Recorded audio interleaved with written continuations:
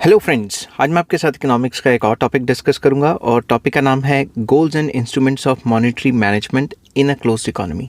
इस टॉपिक में हम डिस्कस करेंगे किस तरीके से जो सेंट्रल बैंक्स हैं वो मनी सप्लाई को या क्रेडिट के फ्लो को कंट्रोल करने की कोशिश करते हैं और उसके गोल्स या ऑब्जेक्टिव्स क्या हैं और किस तरीके से किन इंस्ट्रूमेंट्स को इस्तेमाल करके मॉनेटरी मैनेजमेंट की जाती है।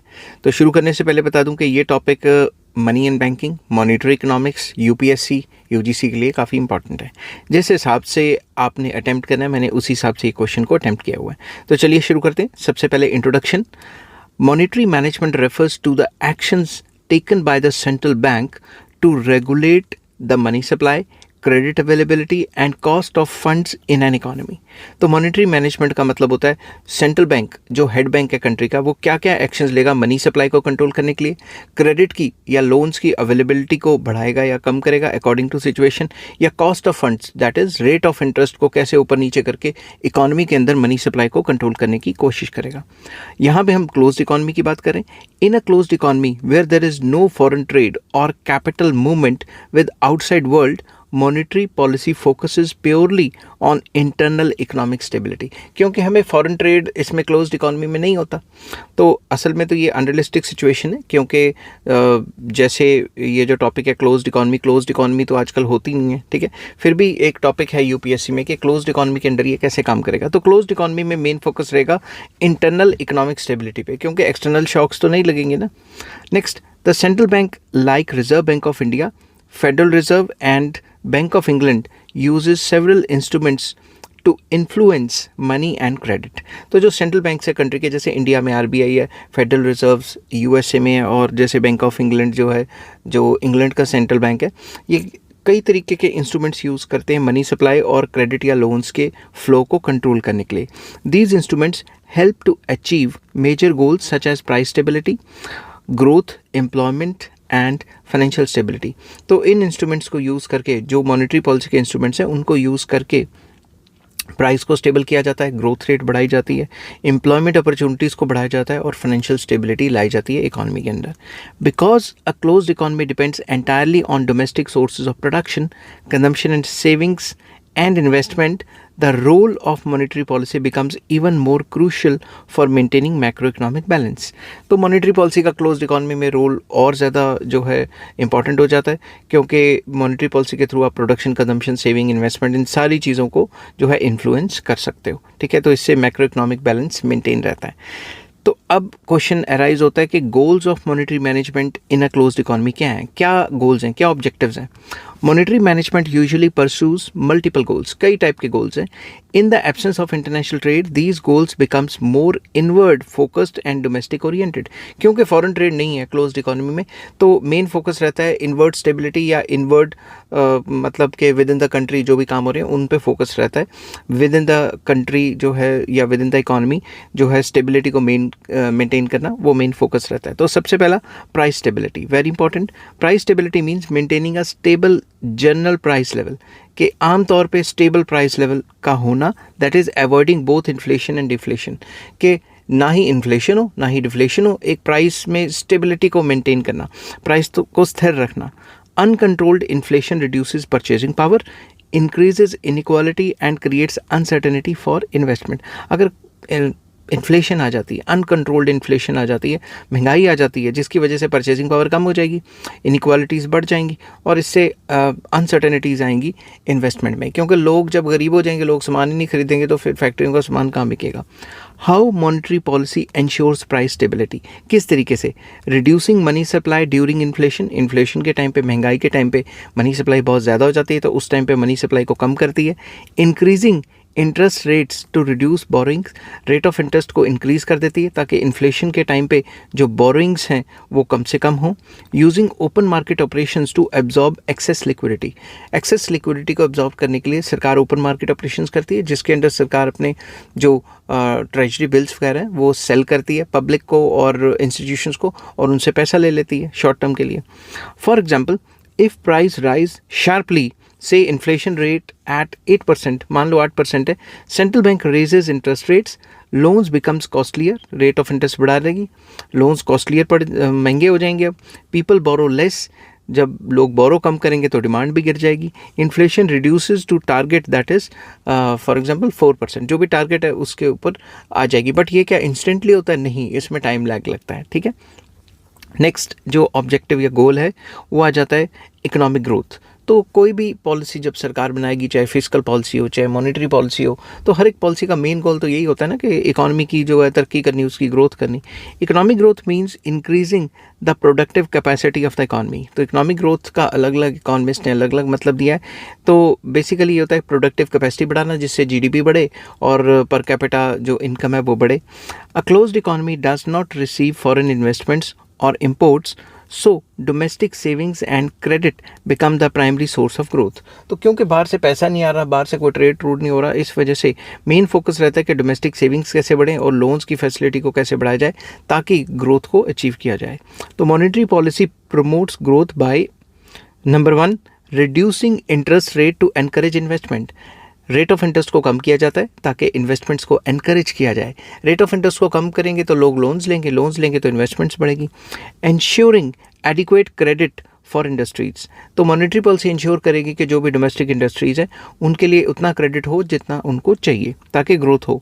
Supporting long term capital formation, long term में कैपिटल फॉर्मेशन को बढ़ाएगा लोन्स के through. For example, to promote new industrial projects, the central bank may reduce the policy rates from 6% to 5%, making loans cheaper and boosting investment। तो rate of interest को कम करके जो monetary policy है वो loans को encourage कर सकती है। लोन्स को इनकरेज करेगी तो इंडस्ट्रियलाइजेशन काफ़ी तेज़ी से फैलेगी, ठीक है। नेक्स्ट आ जाता है फुल एम्प्लॉयमेंट। ये भी हर एक पॉलिसी का ऑब्जेक्टिव तो रहता ही है। A closed economy must generate employment internally as labour cannot migrate abroad. Closed economy में लेबर बाहर तो जा नहीं सकता, तो विद इन द कंट्री ही एम्प्लॉयमेंट जनरेट करनी पड़ेगी। Monetary policy helps to reduce unemployment by boosting demand and stimulating production. तो मॉनेटरी पॉलिसी के थ्रू इन्वेस्टमेंट को एनकरेज किया जाता है, जिसकी वजह से अनएम्प्लॉयमेंट कम होगी और डिमांड बढ़ेगी और प्रोडक्शन बढ़ेगी। For example, during recession the central bank injects liquidity into the banking system. तो बैंकिंग सिस्टम में रिसेशन के टाइम पे जो सेंट्रल बैंक्स होते हैं वो पैसा डालते हैं, पैसा इन्फ्यूज़ करते हैं। फर्म्स बोरो मोर, जो कंपनी है वो ज़्यादा कर्जा लेती हैं और ज़्यादा प्रोडक्शन बढ़ाती हैं, जिसकी वजह से वर्कर्स को ज़्यादा जॉब्स मिलती हैं। नेक्स्ट आ जाता है stability in financial markets. Financial markets को स्मूथली चलाना, ये भी एक मकसद है। A stable financial system ensures smooth functioning of banks, financial institutions and credit markets. एक अच्छा जो फाइनेंशियल सिस्टम है या फाइनेंशियल मार्केट्स हैं वो तब अच्छी चलेंगी जब बैंकिंग्स की जो वर्किंग है वो स्मूथ रहे और जो फाइनेंशियल इंस्टीट्यूशंस और क्रेडिट मार्केट्स हैं वो अच्छे से चलती रहें, उसमें कोई उथल पुथल ना हो, अप्स एंड डाउन्स ना आए। The central bank must ensure the interest rate do not fluctuate wildly and that banks remains solvent. जो बैंक्स हैं वो सॉल्वेंट रहें और जो रेट ऑफ इंटरेस्ट है उसमें ज़्यादा उथल पुथल ना हो, ठीक है। तो अगर ऐसा होता है तो फाइनेंशियल सिस्टम थोड़ा स्टेबल माना जाएगा। तो एग्जांपल क्या है इसकी, if banks face a sudden shortage of funds, banks के पास अचानक से पैसे कम हो गए या ख़त्म हो गए, the central bank provides loan through lender of the last resort facility preventing bank failures. तो अगर बैंकों के पास अचानक से काफ़ी पैसे की दिक्कत आ गई तो जो छोटे बैंक्स हैं, कमर्शियल बैंक्स हैं, वो सेंट्रल बैंक को अप्रोच कर सकते हैं और lenders of the last resort की फैसिलिटी लेके सेंट्रल बैंक से कर्जा ले सकते हैं ताकि जो बैंकिंग सिस्टम है वो फेल ना हो जाए, ठीक है। Next, optimal allocation of credit, very important. Since a closed economy relies solely on its own production system, credit must be channelized to priority sectors such as agriculture, SMEs, infrastructure and manufacturing। Optimal allocation of resource credit का मतलब यह है कि loans ऐसे sectors में जाना चाहिए जो सेक्टर प्रोडक्टिव हैं या फिर ऐसे सेक्टर में जाए जो हमारे कंट्री के लिए, इकॉनमी के लिए काफ़ी इंपॉर्टेंट है। जैसे क्रेडिट का फ्लो करना एग्रीकल्चर सेक्टर में, क्योंकि एग्रीकल्चर सेक्टर में अभी भी काफ़ी ज़्यादा परसेंटेज ऑफ पॉपुलेशन है, तो जो SME सेक्टर है उसमें पैसे डालना, इंफ्रास्ट्रक्चर में पैसे डालना, मैन्युफैक्चरिंग में पैसे डालना, इन सारे सेक्टर्स के लिए लोन्स को और सस्ते में प्रोवाइड करवाना, टर्म्स एंड कंडीशंस और ज़्यादा लिबरल कर देना ताकि इन सेक्टर्स में पैसा जाए। For example, the central bank में fix a priority sector lending target up to of 40% for banks to ensure farmers, small industries and essential services to get adequate credit। तो सेंट्रल बैंक ये कह सकता है कि भाई राशनिंग ऑफ क्रेडिट कर दी है और राशनिंग के हिसाब से 40% क्रेडिट इन सेक्टर्स में जाना चाहिए ताकि इन सेक्टर्स की काफ़ी तेज़ी से ग्रोथ एंड डेवलपमेंट हो। नेक्स्ट आ जाता है इंटरेस्ट रेट स्टेबिलिटी, ये भी एक ऑब्जेक्टिव है main. Excess fluctuations in interest rate make long term investment uncertain. अगर लॉन्ग टर्म की इन्वेस्टमेंट आपने करनी है तो आप रेट ऑफ इंटरेस्ट देख के करोगे, रेट ऑफ इंटरेस्ट ही ऊपर नीचे होता रहता है तो आप नहीं करोगे। The central bank aims to avoid sharp and sudden movements in the rate of interest. Rate of interest में जो शार्प एंड सडन मूवमेंट्स है उसको अवॉइड करेगा, ये भी एक मेन ऑब्जेक्टिव या गोल है मॉनेटरी मैनेजमेंट या मॉनेटरी पॉलिसी का। For example, if interest rate suddenly rises due to credit shortage, the central bank pumps liquidity through repos and open market operations to stabilize lending rates. Lending rate को stabilize करने के लिए अगर rate of interest बढ़ गया तो पैसे को इंजेक्ट करेगा और अगर रेट ऑफ इंटरेस्ट कम हो गया तो पैसे को निकाल लेगा। तो जो मॉनेटरी पॉलिसी है उसके थ्रू सेंट्रल बैंक ये काम करता रहता है। नेक्स्ट आ जाता है internal value of money, very important. In a closed economy the currency has no external convertibility. Currency को बाहर तो कन्वर्टिबिलिटी नहीं रहेगी क्योंकि हम तो ट्रेड ही नहीं कर रहे, फॉरेन ट्रेड तो बिल्कुल नहीं है, क्लोज्ड इकोनॉमी की सिचुएशन चल रही है। So the central bank focuses on maintaining the internal value of money, that is stable purchasing power. तो मेन मकसद ये रहेगा कि जो पैसा है उसकी जो परचेजिंग पावर है वो स्टेबल रहे, वो अनस्टेबल ना रहे, क्योंकि कन्वर्टिबिलिटी इश्यूज तो है नहीं, क्योंकि फॉरेन ट्रेड तो बिल्कुल नहीं होता। तो उस केस में इंटरनल वैल्यू ऑफ मनी को स्टेबलाइज करना भी एक मेन ऑब्जेक्टिव है मॉनेटरी मैनेजमेंट का या मॉनेटरी पॉलिसी का। अब आ जाता है instruments of monetary management in a close economy. Close economy में कौन कौन से इंस्ट्रूमेंट्स हैं जिसके थ्रू हम मॉनेटरी मैनेजमेंट कर सकते हैं या मॉनेटरी पॉलिसी के कौन कौन से इंस्ट्रूमेंट्स हैं। The central bank uses a variety of instruments that fall into two broad categories. सबसे पहला क्वांटिटेटिव इंस्ट्रूमेंट्स। तो क्वांटिटेटिव इंस्ट्रूमेंट्स क्या हैं? These affect the entire banking system and the overall level of money and credit. ये वो instruments हैं जो level of money और क्रेडिट को असर डालते हैं, क्वांटिटी ऑफ मनी को असर डालते हैं। These instruments include number 1 bank rate policy, very important. A bank rate is the long term lending rate of the central bank to commercial banks. Commercial banks को long term में किस rate पे lending कर्जा दिया जाएगा उसे bank rate कहते हैं। Increasing the bank rate makes borrowing expensive and reduces credit and lowering it increases the credit availability. अगर हम इंक्रीज़ करते हैं बैंक रेट को तो बोरिंग एक्सपेंसिव हो जाती है, जिसकी वजह से जो क्रेडिट है वो क्रेडिट की जो लोन्स हैं वो लोग कम लेंगे क्योंकि अब महंगा हो गया। और अगर इसको बैंक रेट को कम करते हैं तो इससे क्रेडिट की अवेलेबिलिटी बढ़ जाती है, क्योंकि बैंक रेट कम होगा तो नॉर्मल रेट ऑफ इंटरेस्ट भी कम हो जाएगा, ठीक है। कम होगा तो लोग ज़्यादा लोन लेंगे, ठीक है। For example, if inflation is high, अगर इन्फ्लेशन हाई है the central bank raises the bank rate from 6 to 7%। Example ले रहा हूँ, 6 to 7%। इसकी वजह से क्या होगा? Bank increase their lending rate, bank ने अपना रेट बढ़ा दिया। अब ये जो बैंक्स हैं, जो सेंट्रल बैंक हैं, वो छोटे बैंकों को ज़्यादा रेट ऑफ इंटरेस्ट पे कर्जा दे रहे हैं और जो छोटे बैंक है वो हमें और ज़्यादा रेट ऑफ इंटरेस्ट पे कर्जा देंगे। तो क्या होगा? लोन्स बिकम कॉस्टलियर, लोन्स जो हैं वो महंगे हो जाएंगे। जब लोन्स महंगे हो जाते हैं तो क्या होता है? लोन्स की डिमांड गिर जाती है। लोन्स की डिमांड गिर जाएगी तो नया पैसा मार्केट में नहीं आएगा, जिसकी वजह से इन्फ्लेशन कम हो जाएगी, ठीक है। नेक्स्ट आ जाता है OMOs, that is open market operations. Open market operations refers to buying and selling government securities by the central bank. Central bank government की सिक्योरिटीज को बेचता है और खरीदता है, ये दोनों ओपन मार्केट ऑपरेशंस में आ जाते हैं। अब सेल कब करता है? Sale of securities reduce money supply, that is anti inflationary. अगर मार्केट में पैसा ज़्यादा है तो सरकार ओपन मार्केट ऑपरेशंस के थ्रू या मॉनेटरी पॉलिसी के थ्रू अपनी जो गवर्नमेंट सिक्योरिटीज़ हैं उनको बेच देती है, जिसकी वजह से जो मार्केट में एक्सेसिव पैसा है उसको खुद अपने हाथ में रख लेती है, जिसकी वजह से मार्केट में पैसा कम हो जाएगा। और परचेज ऑफ सिक्योरिटीज़ तब करती है जब डिफ्लेशन चल रही हो या फिर डेफिशिएंट डिमांड हो मार्केट में। It increases the money supply, that is pro growth. तो इससे होता क्या है? सरकार जिन को सिक्योरिटीज़ बेची हैं उनसे वापस ले लेती हैं और पैसा इस तरीके से इकोनॉमी में इंजेक्ट कर देती हैं।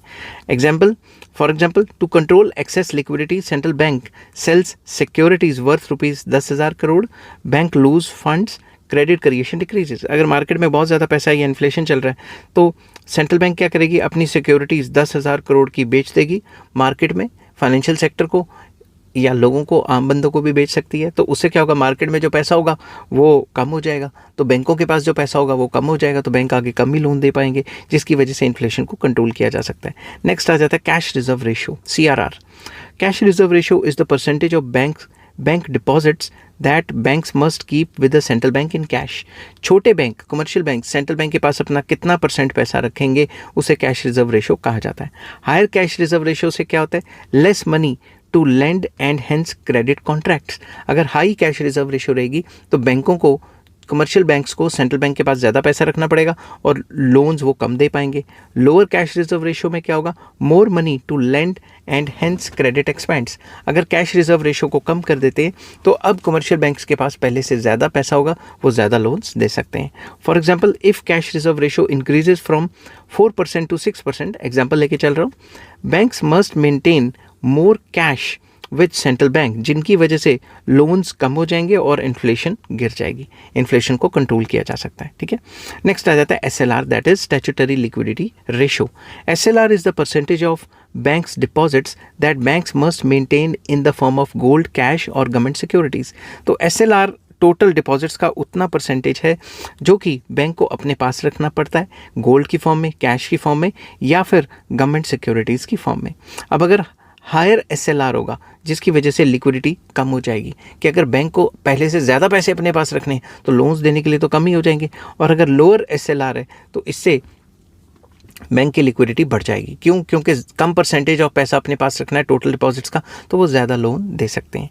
तो for example, reducing SLR from 20% to 18% gives banks more funds to provide loans supporting economic growth. तो बैंक के पास अब पहले से ज़्यादा पैसा हो जाएगा कि वो लोन्स दे सके। ज़्यादा लोन देगा तो ग्रोथ भी बढ़ जाएगी, ठीक है। उसके बाद आ जाता है repo and reverse repo rate. तो सबसे पहले repo rate, rate at which banks borrow short term funds from the central bank. Central bank से अगर शॉर्ट टर्म के लिए आप पैसे लेते हो, जिस रेट पे लेते हो उसे रेपो रेट कहा जाता है। अगर हायर रेपो रेट होगी तो क्या होगा, कॉस्टलियर बोरोइंग्स, जिसकी वजह से क्रेडिट जो है वो कम हो जाएगा। रेपो रेट को बढ़ाओगे तो बैंकों को ही महंगे रेट ऑफ इंटरेस्ट पे लोन मिल रहा है, तो बैंक आगे हमें और महंगे रेट ऑफ इंटरेस्ट पे लोन देंगे, जिसकी वजह से जो बोरोइंग्स हैं वो कम हो जाएंगी क्योंकि लोन महंगा हो रहा है। लोअर रेपो रेट होगा तो क्या होगा, चीप बोरोइंग्स होंगी और क्रेडिट एक्सपैंड होगा, ठीक है। दूसरा पॉइंट इसका आ जाता था reverse repo rate. Reverse repo rate में क्या होता है, rate at which the central bank borrows from commercial banks. अब सेंट्रल बैंक के पास भी तो कमर्शियल बैंक्स अपने कुछ पैसे रखते हैं ना, क्योंकि बैंकर्स बैंक है, बैंकों का बैंक है, और वो मतलब वो रेट जिस पे सेंट्रल बैंक जो है कमर्शियल बैंक से पैसा लेता है उसे हम रिवर्स रेपो रेट कहते हैं। या कई बुक्स में इस तरीके से भी लिखा हुआ है कि जैसे हम अपना पैसा बैंक में जमा कराते हैं तो हमें रेट ऑफ इंटरेस्ट मिलता है, वैसे ही जब कमर्शियल बैंक अपना पैसा सेंट्रल बैंक के पास जमा कराता है तो उसको भी रेट ऑफ इंटरेस्ट मिलता है, ठीक है। तो for example, to combat slowdown या रिसेशन को कंट्रोल करने के लिए central bank reduces repo rate from 6% to 5.25%, जिसकी वजह से बैंक का जो होगा लेंडिंग रेट कम हो जाएगा, जिसकी वजह से लोन्स लोग ज़्यादा लेंगे, इन्वेस्टमेंट्स बढ़ेंगी। तो क्वांटिटेटिव इंस्ट्रूमेंट्स के बाद आ जाता है क्वालिटेटिव इंस्ट्रूमेंट्स। क्वालिटेटिव इंस्ट्रूमेंट्स क्या हैं, these tools control specific type of credit और direct actions to particular sector. सिर्फ पर्टिकुलर सेक्टर को हिट करने के लिए, ठीक है, ये क्वालिटेटिव इंस्ट्रूमेंट्स बनाए जाते हैं। ये मनी की एलोकेशन को कंट्रोल करते हैं कि मनी कहाँ कहाँ किन किन सेक्टर्स में जाना चाहिए। सबसे पहला आ जाता है margin requirements, very important. Margin requirement is the difference between value of a loan and the value of collateral. जो भी आपने लोन लेने के लिए गिरवी रखा है, जैसे घर गिरवी रखा है, उसकी वैल्यू है मान लो 2 करोड़, और लोन जितना ले रहे हो, ठीक है, जो लोन ले रहे हो, मान लो लोन ले रहे हो 1 करोड़, तो दोनों का गैप कितना है, 1 करोड़ का गैप है, तो मार्जिन रिक्वायरमेंट हो गया 1 crore. Increasing margin requirements reduces speculative boring and vice versa. अगर आप मार्जिन रिक्वायरमेंट को बढ़ा देते हो तो इससे क्या होता है, मार्जिन रिक्वायरमेंट को बढ़ाने से जो बोरोइंग्स हैं वो स्पेकुलेटिव मोटिव के लिए कम हो जाती हैं, लोग कम लोन्स लेंगे। लोग लोन कहेंगे 1 करोड़ का लेना है तो 5 करोड़ की सिक्योरिटी जमा करानी पड़ेगी, इससे तो अच्छा लोन ही ना ले। समझ की बात। For example, if stock market speculation rises, अब जब भी स्टॉक मार्केट की स्पेकुलेशंस बढ़ जाती हैं, central bank may increase margin requirements from 40% to 60% to prevent excessive speculative loans. तो स्पेकुलेटिव टाइप के लोन्स को जो है वो कम करने के लिए जो मार्जिन रिक्वायरमेंट्स है वो 40% से 60% तक बढ़ा दी जाती हैं, ताकि लोग ये ना हो कि लोन्स ले लेके वो पैसा स्टॉक मार्केट में डालें और स्टॉक मार्केट जो है काफ़ी बूम पे चल रही है, बबल आया हुआ है, एकदम ब्रस्ट हो जाएगा तो पैसे डूब जाएंगे लोगों के, तो लोग EMI नहीं भर पाएंगे, तो अल्टीमेटली बैंक को ही लॉस होगा ना। नेक्स्ट आ जाता है credit rationing. The central bank can restrict the amount of credit banks can issue for particular purpose. Central bank ये कंट्रोल कर सकता है कि जैसे ये है कि इस सेक्टर को इतना लोन जाएगा, इस सेक्टर को इतना लोन जाएगा, इस सेक्टर को इतना और इस सेक्टर को इतना, तो वो कंट्रोल कर सकता है कि किस सेक्टर को कितने कितने परसेंट लोन जाना चाहिए। तो इसमें क्या है, for example limiting credit for non essential luxury consumption while boosting loans for agriculture. तो मैं बच्चों को एग्जाम्पल देता हूँ इसमें कि अगर आप एग्रीकल्चर के लिए ट्रैक्टर लेने गए तो उसका लोन जो आप लोगे उसका रेट ऑफ इंटरेस्ट अलग होगा, और अगर आप BMW लेने चले गए तो उसका लोन जो होगा उसका रेट ऑफ इंटरेस्ट अलग होगा। तो सिंपल वर्ड्स में क्रेडिट राशनिंग में क्या किया जाता है कि सेंट्रल बैंक कमर्शियल बैंक्स को जो है वो रिस्ट्रिक्ट करती हैं कि किन किन सेक्टर्स में पैसा जाना चाहिए, किन किन सेक्टर्स में पैसा नहीं जाना चाहिए, ताकि जो प्रायोरिटी सेक्टर लैंडिंग है वो अच्छे से हो सके। नेक्स्ट आ जाता है moral suasion, very important.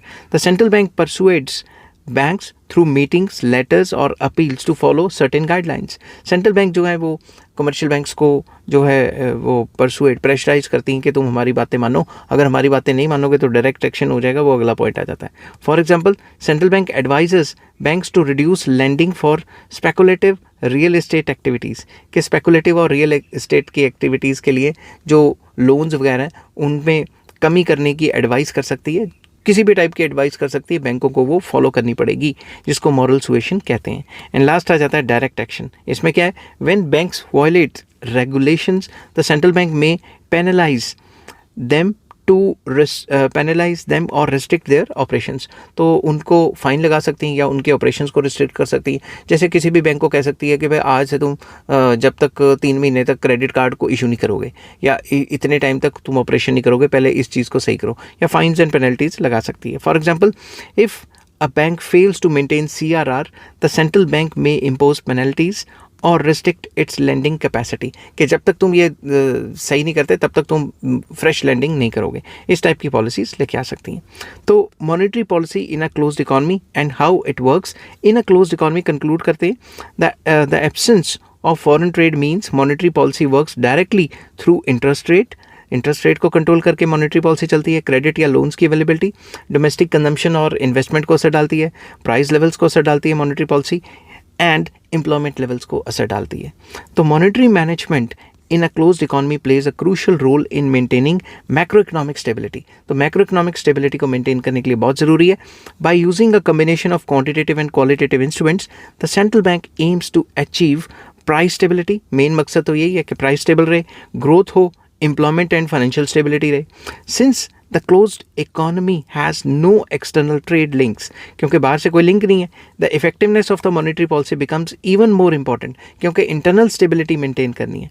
Proper coordination between monetary policy and the fiscal policy ensures long run sustainable development, balanced credit distribution and stable economic progress. तो लॉन्ग टर्म में अगर देश को अच्छे से चलाना है तो मॉनेटरी पॉलिसी या मॉनेटरी मैनेजमेंट करना बहुत ज़रूरी है, और मॉनेटरी पॉलिसी और फिस्कल पॉलिसी को इकट्ठे मिला के काम करना है ताकि सस्टेनेबल डेवलपमेंट हो सके, बैलेंस क्रेडिट डिस्ट्रीब्यूशन हो सके और स्टेबल इकोनॉमिक प्रोग्रेस हो सके। आई होप ये वीडियो आपको पसंद आई होगी। अगर पसंद आती है तो please like, share and subscribe. Take care, bye bye.